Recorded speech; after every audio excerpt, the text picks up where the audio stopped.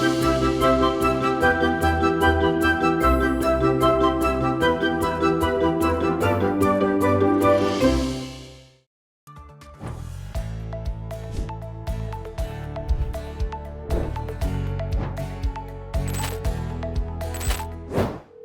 Money nine. नमस्कार, आभार, अभिनंदन, स्वागत आप सभी का। हेलो मनी नाइन, मेरा सवाल है मैं हूं विपुल सिंह। और बाजार की तेजी जो हमने देखा कि लगातार जो है बाजार जो है धीरे धीरे करके आगे बढ़ता हुआ दिखाई दे रहा है। और ख़ास तौर से आज का दिन, मंगल के दिन, सब कुछ मंगल इसलिए दिखाई दे रहा है कि स्मॉल कैप इंडेक्स ने जो है आज एक नया उच्चतम स्तर बनाया है। तो क्या अब छोटे मझोले शेयरों में खरीदारी करनी चाहिए? मिड कैप इंडेक्स भी अपने रिकॉर्ड हाई के नज़दीक है और निफ्टी भी नज़दीकी बढ़ा रहा है नया उच्चतम स्तर छूने के लिए। आज का जो इंट्राडे हाई है वो है 25,073 का, 34 अंक ऊपर 25,045 का स्तर अभी देखने को मिल रहा है। एडवांस डिक्लाइन रेशियो पे नजर डालें तो 1473 शेयर ऐसे हैं जिनमें बढ़त देखने को मिल रही है, 1120 शेयरों में गिरावट देखने को मिल रही है। लेकिन बड़ा सवाल ये है इस समय कि बहुत सारे लोगों के पोर्टफोलियो उस तरीके से बढ़ते हुए दिखाई नहीं दे रहे हैं जिस तरीके से बाजार ऊपर जा रहा है। कारण ये कि जिन शेयरों में पोजीशन थी वो अभी भी सुस्त बने हुए हैं। उसमें हम पावर की बात करें, डिफेंस की बात करें, उसमें अगर हम रेलवे की बात करें, वहाँ पर वैसी रैली देखने को नहीं मिल रही है। और अब हम देख रहे हैं कि सेक्टर में जो शेयर बढ़ रहे हैं उनमें थोड़ा बदलाव हुआ है। उनमें हम देख रहे हैं केमिकल फर्टिलाइजर में तेज़ी है, रियल्टी शेयरों में तेज़ी है। अब वो नए नए सेक्टर निकल करके आ रहे हैं। आईटी में अच्छी खासी मजबूती देखने को मिली, रियल्टी में अच्छी देखने को मिली है। तो अब क्या हमको भी अपना पोर्टफोलियो में बदलाव करना चाहिए? हमें भी अपने पोर्टफोलियो में बदलाव करना चाहिए। इसी पर बातचीत करेंगे और साथ ही साथ जानेंगे कि आईपीओ बाजार की हलचल क्या है। चुन चुन के हमारा सेगमेंट तो होगा ही होगा और इसके अलावा आपके प्रश्नों के उत्तर भी होंगे और इन सब के बीच में हमारे खास मेहमान भी होंगे। और रूबरू कराते हैं आपको हमारे आज के खास मेहमान से। शरद मिश्रा जी हमारे साथ मौजूद हैं। शरद जी, बहुत बहुत स्वागत है आपका आज की इस चर्चा में जुड़ने के लिए। बाजार हरे में है लेकिन आपके वस्त्र जो हैं वो लाल हैं। मुझे लगता है शायद आपने टोटका के लिए ये ड्रेस जो है धारण किए। ऐसा ना हो कि बाजार बंद होते होते लाल हो जाए। सर, कैसे देख रहे हैं बाजार को आप? Vipul ji, very good afternoon. So thank you for inviting me on the show. देखिए, आज मंगलवार है, ठीक है साहब, तो लाल कपड़ा चलता है सर। ओह, तो बिल्कुल बिल्कुल। बिल्कुल बाजार देखिए बिल्कुल ग्रीन है, कुछ कहने की जरूरत नहीं है। अगर आप निफ्टी को देखें तो निफ्टी के अंदर बहुत अच्छा एक ट्रैक्शन बना हुआ है। अगर आप जो 25,000 का कॉल पुट राइटर था उसका बेस अब ऊपर की तरफ 24,950, 990 और 24,855, 865 पर सेटल हो गया है। ऊपर की तरफ आप देखें तो 25,065, 25,085 पर एक रेजिस्टेंस था। बेसिकली 25,000 के कॉल राइटर का रेजिस्टेंस था। अब वो ऊपर की तरफ उसने और भी ऊपर का जोन खोला है जो मुझे लगता है 25 से 166, 25,200 तक जाएगा। सिमिलरली अगर आप बैंक निफ्टी में देखें तो एक बहुत अच्छा बेस आपका ऑलरेडी बन गया था, करीब 51,076, 51,160 के आसपास। और वहां पर आप देखें तो 51,000 के पुट राइटर का एक डिसेंट बेस था। मुझे लगता है 50, 830, 860, 930 का जो जोन था, जो बेसिकली 50 के पुट राइटर का जोन था, ऊपर की तरफ शिफ्ट हो गया है। आज गैप डाउन ओपनिंग थी, बाय ऑन डिप्स का व्यू था। मुझे लगता है ये लेवल 51,300, 51,440 और ऊपर की तरफ 51,550, 51,600 तक जाएगा। मंडे की सुबह कल देखिए ग्रोवर जी के साथ मैंने शेयर किया था निफ्टी का अगले महीने का 25,000 का कॉल ऑप्शन, जो सर शेयर किया था 348 पर, 40% ऊपर का टारगेट था, 480 का आ गया सर। अब ऊपर 590 का टारगेट है, उसके लिए चल रहा है। और बैंक निफ्टी का जो शेयर किया था समवेयर अराउंड 950 का था, 1150 वो टारगेट आ गया ऊपर की तरफ। 1450 की तैयारी जो 50% ऊपर है, तो वो कल सुबह शेयर किया था। अभी भी जो है वो बना रहे और मुझे लगता है निफ्टी बैंक निफ्टी में बुलिशनेस बनी रहेगी सर। निफ्टी धीरे धीरे 25,200 की तरफ जाएगा और बैंक निफ्टी धीरे धीरे आप देखेंगे तो 51,735, 51,940 की तरफ आपको दिखाई देगा। ठीक है सर। और इस बीच बड़ी बड़ी संख्या में जो है हम देख रहे हैं कि हमारे जो दर्शक हैं वो प्रश्न आपसे पूछने के लिए वो ललायत हैं और बड़ी संख्या में उनके प्रश्न जो है वो आते हुए दिखाई दे रहे हैं। और पहले दर्शक का सवाल लेते हैं। रेणु गोयल जी का सवाल आया है सर। कह रही हैं, नमस्ते सर, एबॉट इंडिया जो है वो इन्होंने सेल किया हुआ है सर, सितंबर फ्यूचर 28,530 पर। कह रहे हैं कि अभी मैं लॉस में हूँ, डाउन आ जाएगा या फिर लॉस बुक करना सही होगा? कब तक डाउन आ सकता है? तो अबाउट इंडिया इन्होंने शॉर्ट किया हुआ है सर सितंबर फ्यूचर 28,530 पर, और कैश में अभी जो भाव देखने को मिल रहा है वो 29,000 के ऊपर देखने को मिल रहा है। क्या इनका भाव आता हुआ आपको लगता है कि दोबारा दबाव यहाँ पर देखने को मिलेगा, या एक बार के लिए इनको अपनी पोजीशन हटा देनी चाहिए? आपकी टिप्पणी क्या होगी अबाउट इंडिया को लेकर के? तो देखिए, मुझे लगता है थोड़ा सा आपको यहाँ पर पेन हो सकता है। 28,760 ये वो जोन है जहां पर 10 वीक एक्सपेंशन मूविंग एवरेज का सपोर्ट है, चूंकि आप पूरे सितंबर एक्सपायरी में इसको प्ले करना चाहते हैं। और देखिए अभी 29,760 का भाव है, तो एक decent support 10 week expansion moving average का बना हुआ है, और मोमेंटम इंडिकेटर्स भी खास ओवरबॉट नहीं है। तो थोड़ा सा सतर्क रहिए यहाँ पर। मुझे लगता है कि इसके अंदर और बुलिशनेस बन सकती है। तो चूंकि आप मंथली हिसाब से चल रहे हैं, तो आपको करना क्या चाहिए? आप देखिए 30,000 तक ये धीरे धीरे करके चला जाएगा फ्यूचर्स। अभी 24,950 का भाव है, सॉरी 29,450 का भाव है। तो यहाँ पर मुझे लगता है थोड़ा सा ट्रैप है। अभी शॉर्ट साइड पे मत जाइए किसी भी ट्रेड में, कोशिश कीजिए बाय ऑन डिप्स का भी देखिए। देखिए जैसे मैंने निफ्टी और बैंक निफ्टी का व्यू आपसे शेयर किया, कैश में भी बाइंग है, stock futures and index futures में भी एफआईआई की बाइंग है। 52-53% के अंदर एफआईआई का लॉन्ग बैठ रहा है लॉन्ग साइड पर। आप देखें ऐसी कंडीशन में आप शॉर्ट मत करिए बाजार को। और अगर आप यूएस में भी देखेंगे, जैक्सन होल में जिस तरह से बोला है यूएस फेड चेयरमैन ने, वहां पर बिल्कुल साफ समझ में आ गया है कि इन्फ्लेशन का प्रॉब्लम नहीं है, प्रॉब्लम अनएम्प्लॉयमेंट का है। ये सारी चीजें इंडिया में डिस्काउंट हो रही है। 55% के लगभग एफआईआई का लॉन्ग है, और कल का भी डेटा देखेंगे आप तो 41% शॉर्ट पुट बिल्डअप है, मतलब बाय ऑन डिप्स का व्यू है। तो कितने भी खराब स्टॉक हो उसको भी शॉर्ट मत करिए। तो अगर आप शॉर्ट है तो ट्रैप हो सकते हैं। Sorry for that. शॉर्ट हैं तो ट्रैप हो सकते हैं। तो अभी बाजार की दिशा को समझते हुए निर्णय अगर आप लेंगे तो ज़्यादा बेहतर जो है निर्णय आप ले पाएंगे।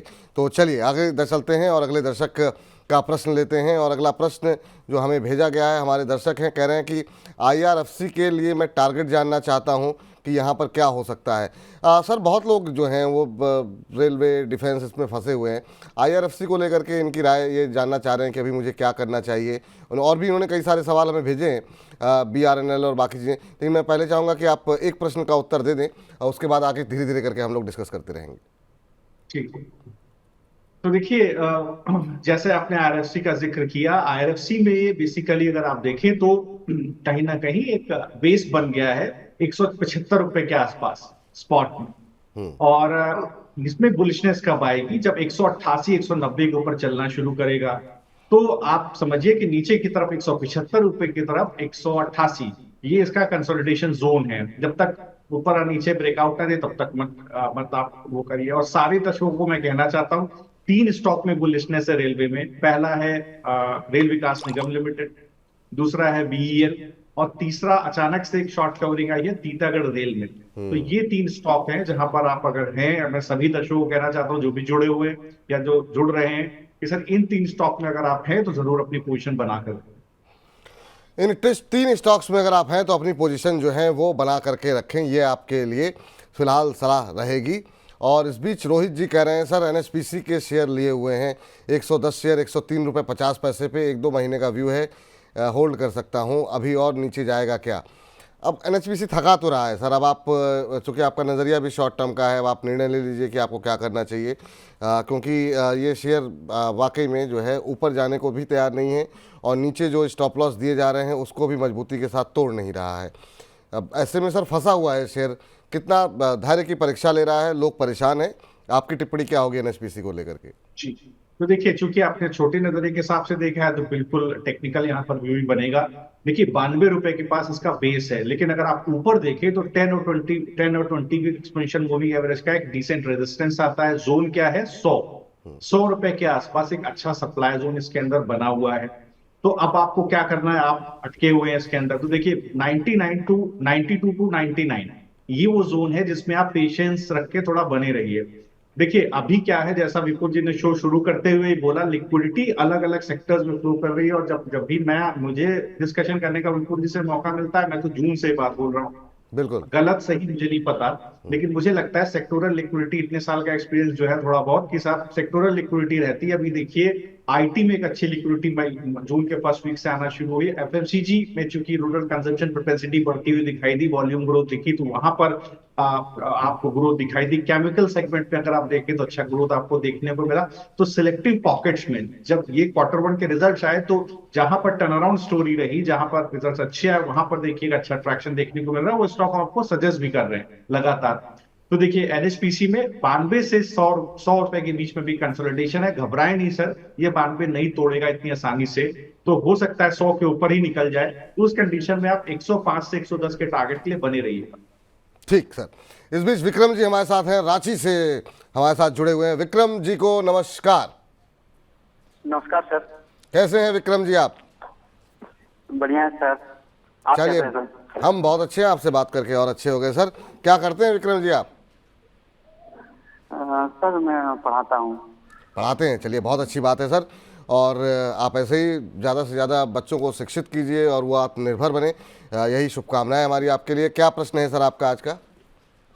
Thank you sir. सर मैंने टेस्टी बाई टेबल्स का 5,000 14,100 के लिया था, जी। और मैं 5 से 6 महीने के आसपास रुक सकता हूँ, तो क्या मुझे यहाँ होल्ड करना चाहिए या फिर थोड़ा हाई आता है तो निकल जाए? ये किसी के कहने पे लिया था, खुद रिसर्च की थी आपने? सर सुशील केडिया सर का इंटरव्यू देखा था, वहीं से मैंने देखा था सर। और कितने कितने समय तक का नज़रिया है आपका? कब लिया आपने ये शेयर? 5 से हाँ सर 20 अगस्त को ही लिया है। 20 अगस्त को लिया है आपने, और नज़रिया क्या बताया आपने? सर 5 से 6 महीने तक है। 5 से 6 महीने। चलिए, आपने थोड़ा सा ऊपर ज़रूर लिया है, लेकिन इस शेयर में एक रैली आने के बाद आपने एंट्री ली है, तो ये कितना आपके लिए फ़ायदेमंद रहेगा, ये ज़रा हम शरद जी से पूछते हैं। क्योंकि एक महीने के अंदर 34-35% ये शेयर जो है वो चल चुका है। 10-100 पे आपने लिया है, 10-114 के आसपास, 10-150 का भाव अभी देखने को यहाँ पर मिल रहा है। सर थोड़ा ऊपर इन्होंने ख़रीदा हुआ है, एक अच्छी खासी रैली आने के बाद 9-10 हज़ार से अब 14 साढ़े 14 हज़ार तक पहुँच रहा है। क्या इनको अभी बने रहना चाहिए या फिर कोई स्टॉप लॉस इनको कोई सजेस्ट करेंगे आप?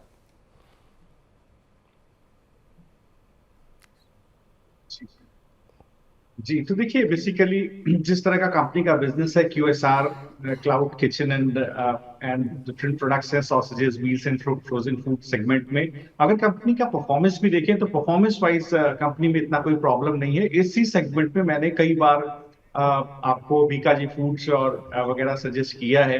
यहाँ पर देखिए अगर आप कंपनी को देखेंगे तो मार्जिन्स में थोड़ा सा दबाव देखने को मिला है लास्ट क्वार्टर में।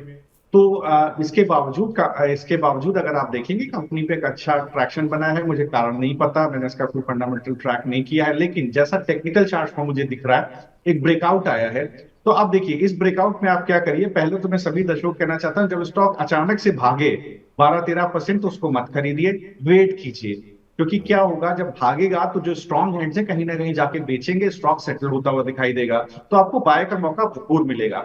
जैसे इस स्टॉक के अंदर आप देखिए 12,500 और से लेकर 13,000 की जोन में अभी 14,173 का भाव है।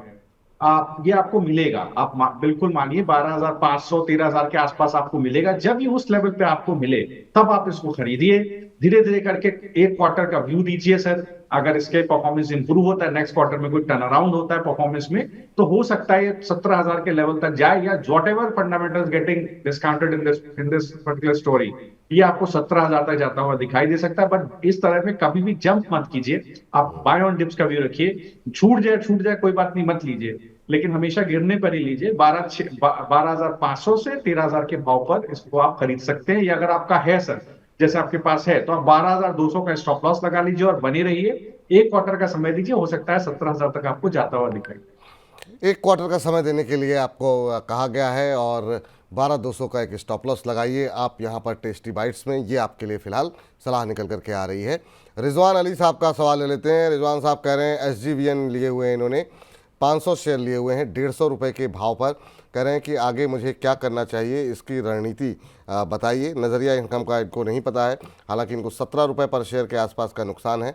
आज थोड़ी सुस्ती यहाँ पर देखने को मिल रही है। एसजेवीएन के अंदर करीब 4.5% के आसपास की गिरावट है। पिछले एक महीने में करीब 12% के आसपास का करेक्शन यहाँ पर देखने को मिला है सर। एसजेवीएन बहुत सारे लोग सकारात्मक हैं फंडामेंटल व्यू के आधार पर, लेकिन हाँ जो है चार्ट्स के आधार पर जो है अगर हम देखें तो इसमें दबाव जो है वो फिलहाल कुछ दिनों में देखा है। लेकिन एक ग्लोबल ब्रोकरेज कंपनी है और उनका मानना ये है कि यहाँ पर 39% के आसपास की गिरावट आ सकती है। गोल्डमैन सैक्स की तरफ से ये कहा गया है। सर आपकी तरफ से क्या सलाह रहेगी? यहाँ पर जो अब लक्ष्य निकल करके आ रहे हैं वो 85 रुपये तक के आ रहे हैं, गोल्डमैन सैक्स का मानना है। क्या आप उनकी इस राय से सहमत हैं?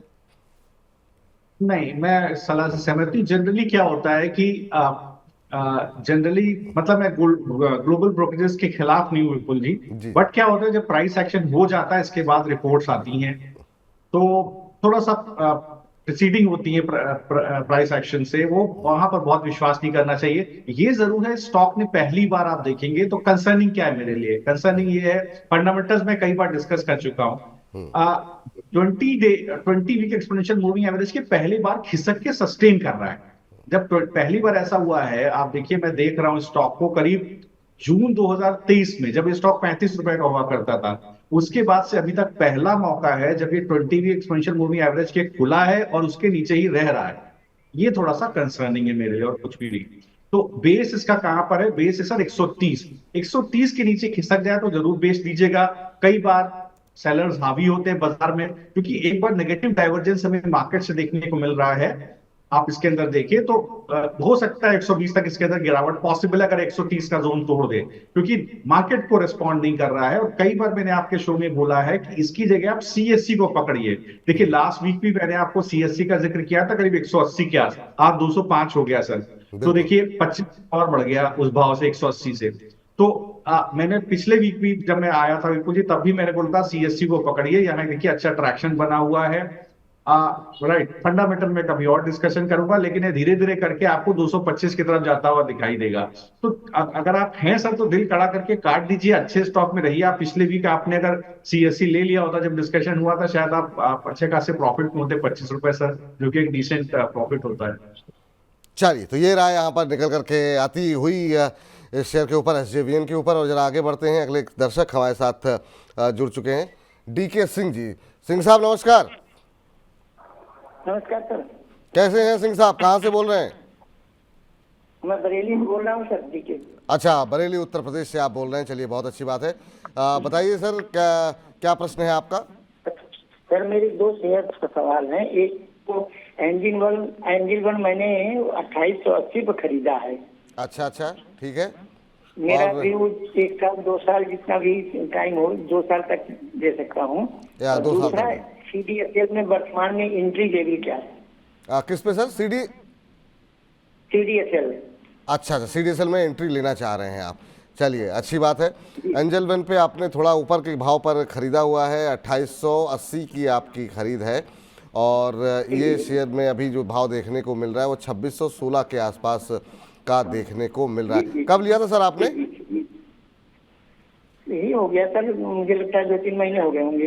2-3 महीने हो गए, चलिए ठीक है। एक्चुअल में 3900 तक गया था शायद। बिल्कुल सही करें।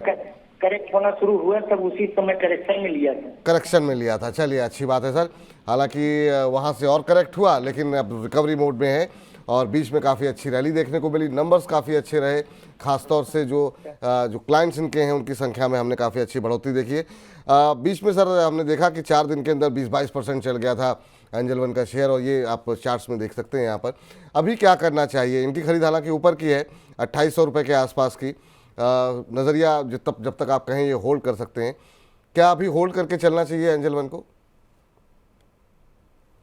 जी, तो देखिए सही कह रहे हैं आप। अगर आप देखें तो quarterly gross revenue highest ever company ने 14 बिलियन के आसपास का दिखाया था। ग्रॉस ब्रोकिंग रेवेन्यू करीब 9.2 बिलियन के आसपास का रहा है।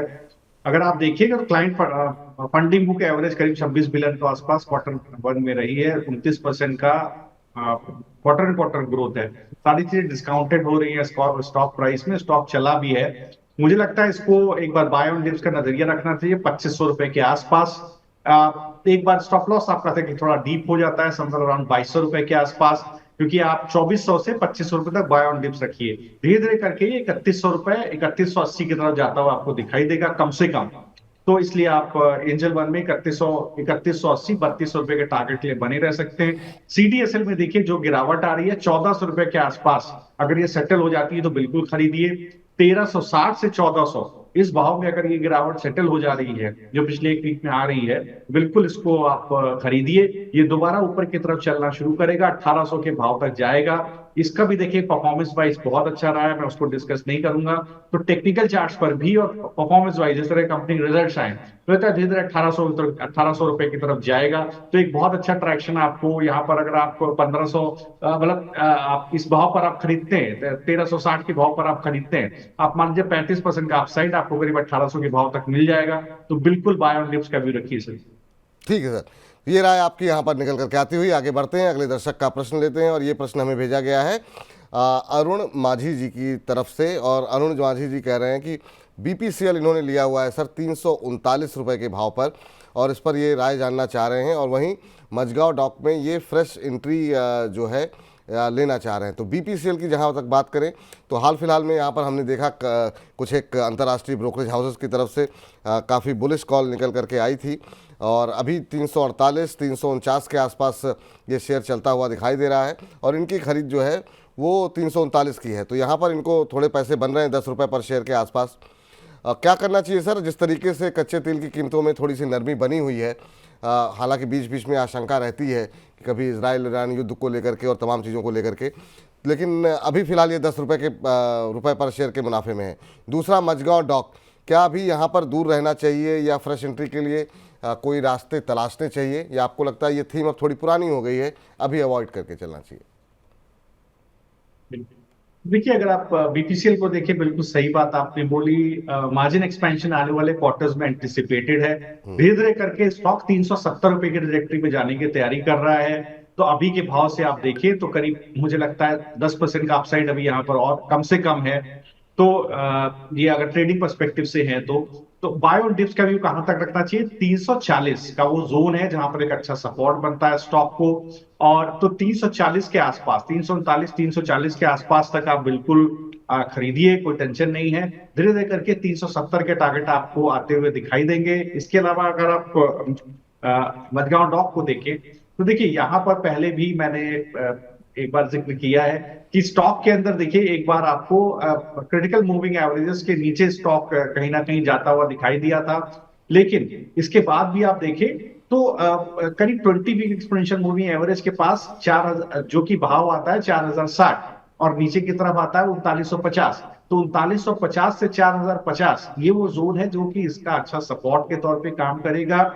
जो भी मैं सभी दर्शकों को कहता हूं, जिस वीक में आप इसको ग्रीन पकड़िएगा इस जोन में, मतलब 3950 से 4050 के लेवल पर, अभी 4300 का भाव है, उस वीक में आप बिल्कुल इसमें एंटर कीजिएगा। वीकनेस नहीं है स्टॉक के अंदर, थोड़ा सुस्ता रहा है, ठीक है सर, सुस्ताने दीजिए, ठीक है। ये बिल्कुल चलने की तैयारी कर रहा है। इसके चार्ट में आप टेक्निकली देखिए कहीं कोई प्रॉब्लम नहीं आई है, लेकिन खरीदारी में 3950 या 4050 के जोन में ही दूंगा, 3900 के स्टॉप लॉस से। ठीक सर, और आगे बढ़ते हैं और यहाँ पर अगले प्रश्न की तरफ आगे बढ़ते हैं। अगला प्रश्न जो हमें भेजा गया है वो कोरोमंडल फर्टिलाइज़र को लेकर के भेजा गया है कि क्या यहाँ पर जो है एंट्री ली जा सकती है। कोरोमंडल फर्टिलाइज़र कैसा लग रहा है? आज सर आप थोड़ा सा दबाव में ज़रूर है, लेकिन बाकी फर्टिलाइज़र पैक में हम देख रहे हैं कि आज केमिकल फर्टिलाइज़र शेयरों में अच्छी चाल देखने को मिल रही है। आपकी सलाह क्या होगी कोरोमंडल को लेकर के सर? जी तो देखिए कोरोमंडल मेरा one of the favourite stocks रहा है। जिस तरह से इस कंपनी ने परफॉर्म किया है, बेहतरीन, मतलब आप देखिए तो इस कंपनी का परफॉर्मेंस है। और मुझे लगता है कि बिल्कुल सर इस पर्टिकुलर स्टॉक के अंदर, इस स्टॉक को कई बार मैं रिकमेंड भी कर चुका हूं, मुझे लगता है इस कंपनी के अंदर बिल्कुल सर बिल्कुल इस स्टॉक के अंदर बने रहना चाहिए।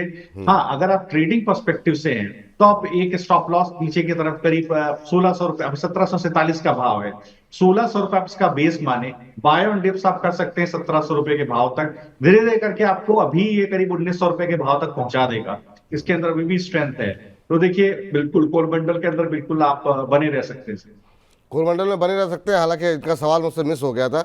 इनका सवाल जो है वो भावना शर्मा जी की तरफ से कह रही हैं कि मैंने शरद जी के रिकमेंडेशन पर ही कोरमंडल लिया था 1650 के भाव पर। तो बढ़िया है मैम, उनके कहने पर आपने लिया था, आपको 1650 पे लिया है। 1750 100 रुपये तो आपको अच्छा खासा मुनाफा हो ही रहा है यहाँ पर, और बाकी ऊपर के टारगेट आपको शरद जी ने और बता ही दिए हैं। तो आपको ऐसे ही अच्छे अच्छे मुनाफे होते रहें शरद जी की रिकमेंडेशन पर, हम तो यही चाहेंगे। अगले दर्शक के पास चलते हैं, हमारे साथ जुड़ चुके हैं शशि जी यादव। शशि यादव जी हमारे साथ मौजूद हैं। शशि जी को नमस्कार। नमस्कार यूसुफ सर। नमस्कार शशि जी, कहाँ से बोल रहे हैं आप? सर मैं रांची से बोल रही हूँ। अच्छा, रांची से बोल रही हैं शशि जी आप। क्या करती हैं शशि जी आप? हाँ सर। सर मैं तो जॉब करता हूँ सर कंपनी में। अच्छा अच्छा, जॉब करते हैं आप, चलिए बहुत अच्छी बात है। और कैसे लग रहे हैं मनी नाइन के कार्यक्रम आपको?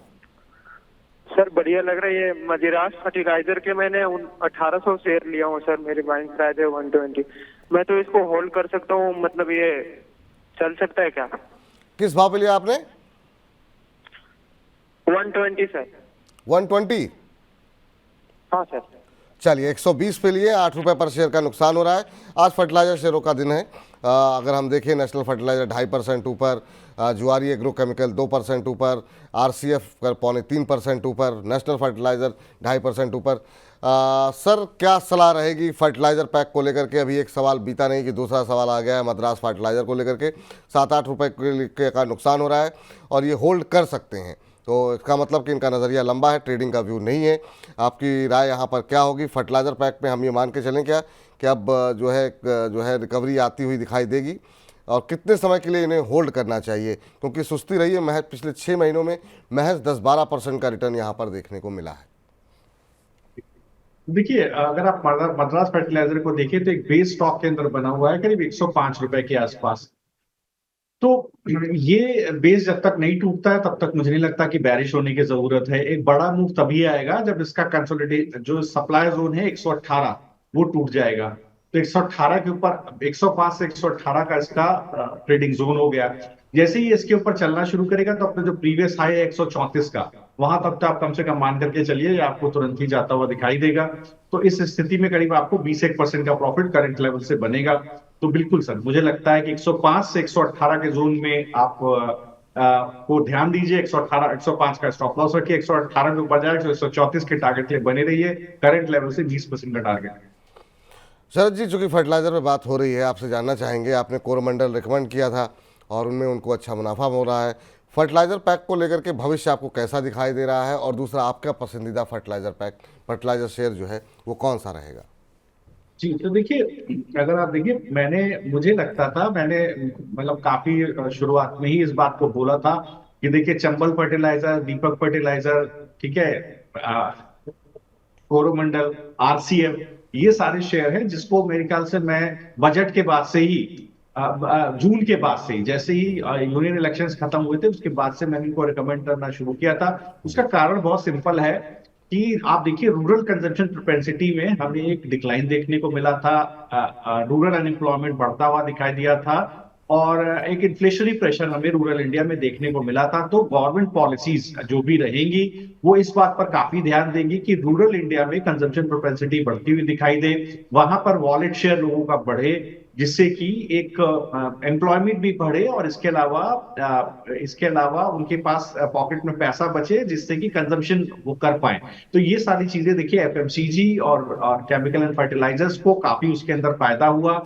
इसके अंदर देखिए जो शेयर मैंने आपके डिस्कस किए, इसके बाद बेयर कॉप है और बहुत सारे शेयर्स हैं जिन्होंने मेहनत रिटर्न दिए, और मुझे लगता है ये सारे शेयर्स आने वाले समय में भी 1-2 साल तक एक रीजनेबल एक अल्फा क्रिएट करेंगे इंडेक्स के ऊपर। बहुत ज्यादा नहीं, लेकिन एक डिसेंट सेफर साइड पर अगर आप मान के चले तो एक कंजर्वेटिव सेक्टर रहने वाला है जो आपको एक अच्छा अल्फा क्रिएट करके देगा इंडेक्स के ऊपर somewhere around in next 1 to 2 years।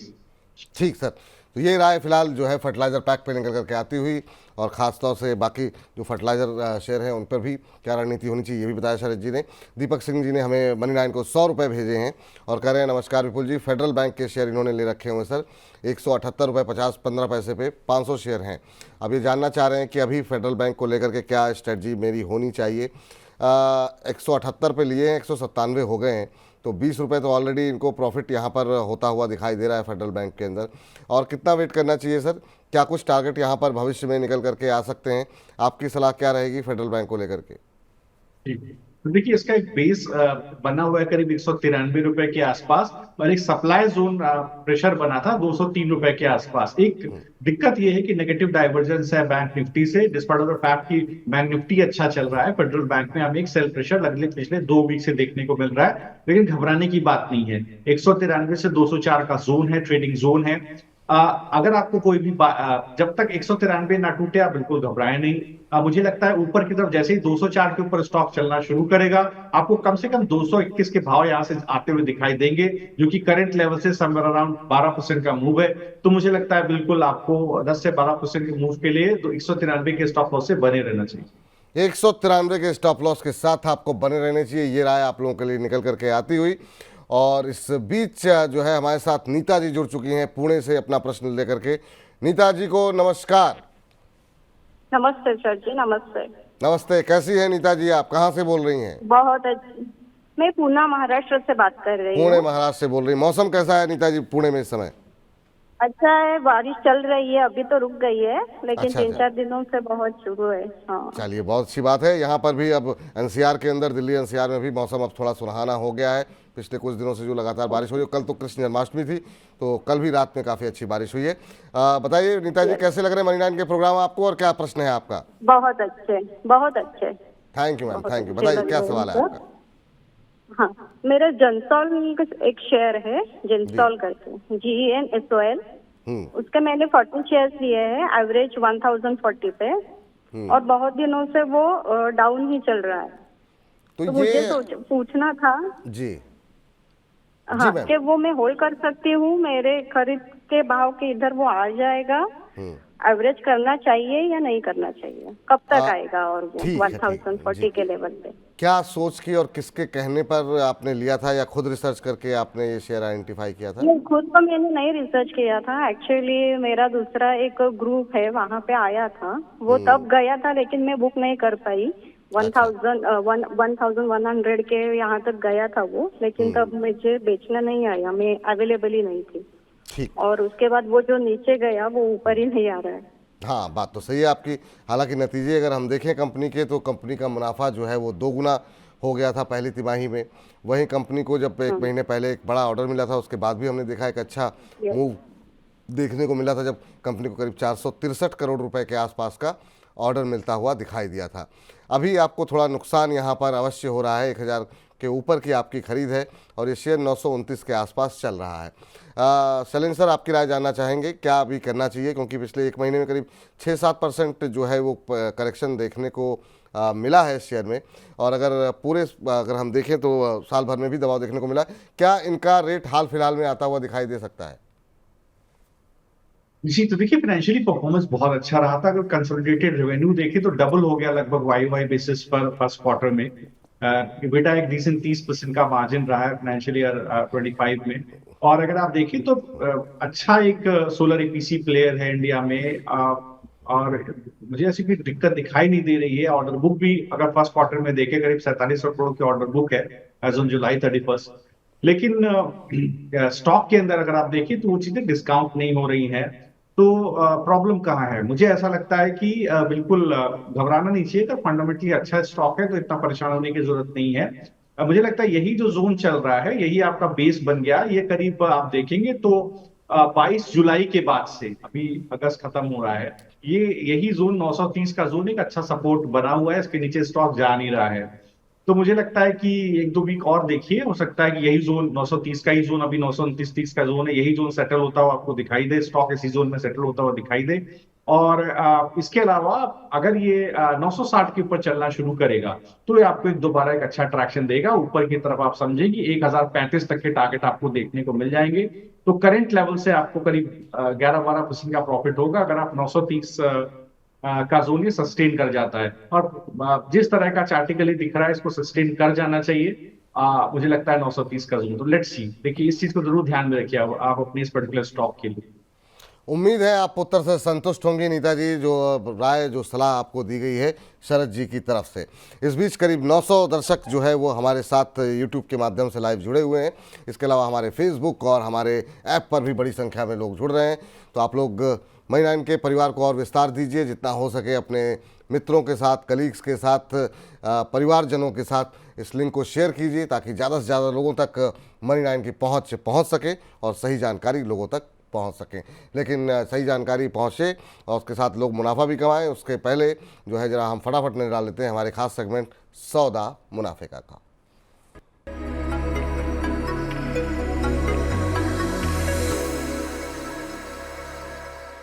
नमस्कार, एक बार फिर से स्वागत है आपका हमारी खास पेशकश सौदा मुनाफिका में, जिसमें हम लेकर के आते हैं हर रोज HDFC स्काई की तरफ से एक शानदार कॉल।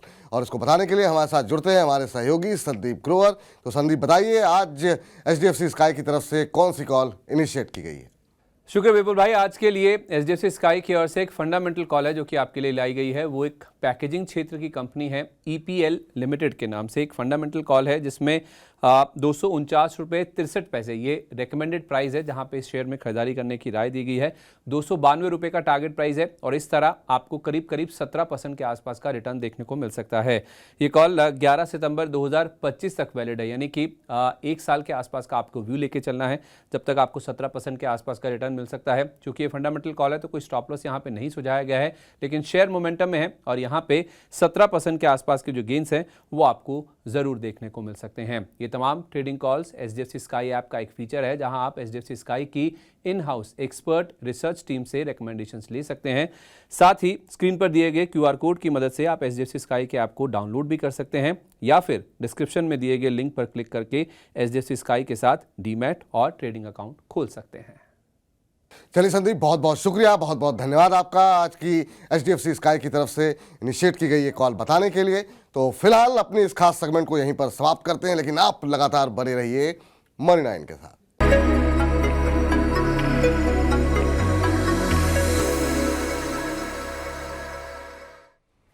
चलिए, तो सवाल जवाब के सिलसिले को दोबारा शुरू करते हैं। बड़ी संख्या में दर्शकों के सवाल हैं और कोशिश हमारी यही रहती है कि ज़्यादा से ज़्यादा दर्शकों के प्रश्नों के उत्तर दिए जाएं। खान जी का सवाल आ गया है। खान 380 के नाम से इन्होंने अपनी ID बनाई हुई है। कह रहे हैं, हेलो विपुल सर, मैं आपका बहुत बड़ा फ़ैन हूँ। शुक्रिया, धन्यवाद सर कार्यक्रम को पसंद करने के लिए, और उम्मीद करते हैं कि आपको अच्छे रिटर्न भी मिल रहे होंगे। और खान साहब कह रहे हैं कि रेडिंगटन या MRPL शेयर में फ्रेश एंट्री करना चाहता हूँ। चलिए सर, एक और इनका सवाल है, उसको हम बाद में डिस्कस कर लेंगे। लेकिन MRPL और रेडिंगटन में से अगर किसी एक को चुनना हो, या फिर इन दोनों में से अगर पैसे लगाने हो, तो किस में लगाना आपको बेहतर दिखाई दे रहा है? आपकी राय क्या होगी सर, रेडिंगटन या MRPL, अगर आपको शेयर आइडेंटिफाई हो गया हो तो?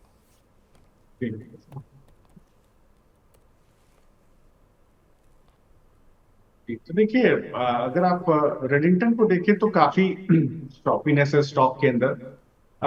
स्टॉक किसी दिशा में जा नहीं रहा है। मुझे लगता है तभी आप इसमें पैसा लगाएं जब ये कम से कम 215 के ऊपर सस्टेन करे। 201 का भाव है, वरना आपको फ्रस्ट्रेशन होगा, थोड़ा सा स्टॉक अटकेगा। सिमिलरली अगर आप MRPL देखें, बिल्कुल MRPL में मुझे लगता है आपका एक बेस बन गया है अच्छा, करीब 206 रुपए के आसपास। आप उसी बेस को स्टॉप लॉस मान करके आप खरीद सकते हैं ऊपर की तरफ। अभी का भाव करीब 209 रुपए है। स्लोली ग्रेजुअली स्टॉक आपको 8.5% के आसपास के उसमें जा सकता है। और इसके अलावा अगर आप देखें तो इसका जो पेरेंट है इंडियन ऑयल, वहां पर आप भी एक बेट ले सकते हैं। मुझे लगता है कि एक अच्छा ट्रैक्शन वहां पर भी बना हुआ है। करीब भाव है 173 का। ये थोड़ा सा ज्यादा वेल पॉइंट है चलने के लिए MRPL के मुकाबले, तो ये हो सकता है घूम करके आपको 185 तक स्लोली ग्रेजुअली लेकर के जाए। तो आप अगर MRPL में एंट्री लेना चाहते हैं तो वहां ले। बेस आपका करीब 170 के आसपास इंडियन ऑयल में भी बना हुआ है, इसको भी आप ले सकते हैं। ये धीरे धीरे आपको करीब 7-8% को ऊपर के 185 तक ले जा सकते हैं। ठीक। इस बीच ज्योति रंजन राठ के नाम से इन्होंने अपनी ID बनाई हुई है। प्रश्न इनका ये है कि सर, डिफेंस, ऑयल और पावर सेक्टर में 5 से 10 साल के निवेश के व्यू से शेयर बताइए। छोटे रिटेल इन्वेस्टर के लिए 500 रुपये से कम भाव के शेयर बताइए। वैसे सर, भाव का बहुत ज़्यादा योगदान जो है वो रिटर्न में होता नहीं है। बहुत सारे ऐसे शेयर हैं जिनकी कीमत बहुत ज़्यादा होती है लेकिन उनके रिटर्न काफ़ी अच्छे हो जाते हैं। हालांकि बहुत सारे छोटे शेयर भी हैं जिन्होंने काफ़ी अच्छे रिटर्न दिए हैं। तो इसका भाव पे फोकस मत कीजिए, हाँ क्वालिटी कैसी है उस पर ज़्यादा फोकस कीजिए। लेकिन फिर भी आपके प्रश्न को हम रखते हैं यहाँ पर शरद जी के सामने। शरद जी, आपको आपकी नज़र में कुछ एक ऐसे शेयर हैं क्या जो 5-10 साल के लिए और ये ऐसे सेक्टर में पैसे लगाना चाह रहे हैं जिसको लेकर के अब लोग कह रहे हैं कि थोड़ा समय पूरा हो गया है, कम से कम ट्रेडर के लिए यहाँ पर अपॉर्चुनिटी नहीं है, लेकिन इनका नज़रिया 5 से 10 साल का है? तो देखिए, सबसे पहले मैं इनको बोलना चाहूंगा कि जो नॉन फॉसिल एनर्जी है, जो बेसिकली जिसको ग्रीन एनर्जी के नाम से जाना जाता है, उसके ऊपर जो आप ध्यान दीजिए, तो वहां क्या है, 197 गीगावाट के आसपास इंडिया का प्रोडक्शन है एज ऑन 31 जुलाई। जो गवर्नमेंट का भी विजन है कि करीब 2030 तक 500 गीगावाट का प्रोडक्शन हो जाएगा, जिसके अंदर कई सारे स्टॉक्स मैं आपको टाइम एंड अगेन सजेस्ट करता रहता हूं, जिसमें सुजलॉन है, जिसमें आइनॉक्स विंड है, जिसके अंदर आप देखें तो जीनस पावर है, इसके अलावा वो फॉसिल एनर्जी के अंदर और इस फाइनेंसिंग सेक्टर में REC PFC है, और सबसे ऊपर इरिडा है। इरिडा बेसिकली जो रिन्यूएबल एनर्जी फाइनेंसिंग में है। तो ये सारे स्टॉक्स आप, मुझे लगता है पावर सेक्टर में आप बिल्कुल रिन्यूएबल एनर्जी स्पेशली आप फोकस करें, क्योंकि आज की डेट में क्या हो गया, जो कंपनीज भी हैं, अगर आप EPL को देखिए, डिफरेंट कंपनीज को देखिए, जो कैपिटल इंटेंसिव कंपनीज हैं, वो भी अपने पास जो पावर प्रोजेक्ट्स ला रही हैं, वो सुजलॉन से या आइनॉक्स विंड से टाई अप कर रही हैं विंड एनर्जी के लिए, डिफरेंट एनर्जीज के लिए, सो दैट वो कन्वेंशनल एनर्जी में रहे, उनका जो इनपुट कॉस्ट है वो कम रहे। तो ये सारे स्टॉक जो मैंने आपको सजेस्ट किए, ये आने वाले समय में आपको बहुत अच्छे रिटर्न देंगे। ये तो हो गया पावर सेक्टर का कहानी। Now if you come back to defence के अंदर, देखिए डिफेंस के अंदर बहुत सारे एंसिलरी स्टॉक्स हैं, जिसमें मैंने आपको कई सारे स्टॉक्स का समय समय पर रिकमेंड भी किए हैं।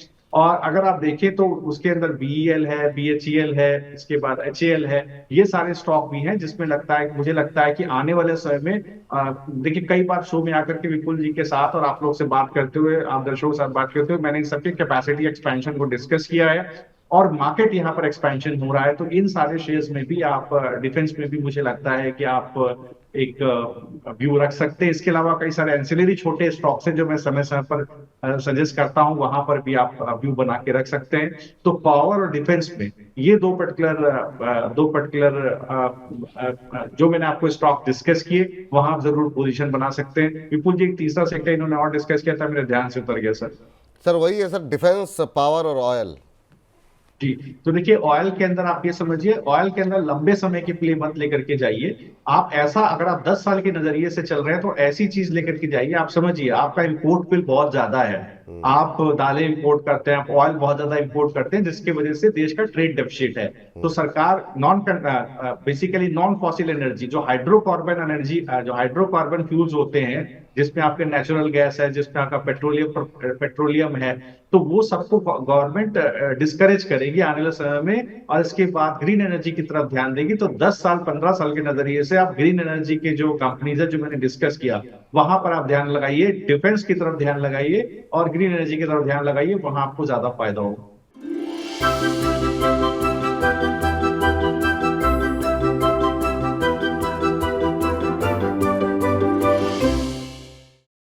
शेयरों पर HDFC स्काई के इन हाउस एक्सपर्ट्स की राय जानने के लिए अभी डाउनलोड करें HDFC स्काई ऐप, जहां पर आप शेयरों पर रिकमेंडेशंस भी ले सकते हैं।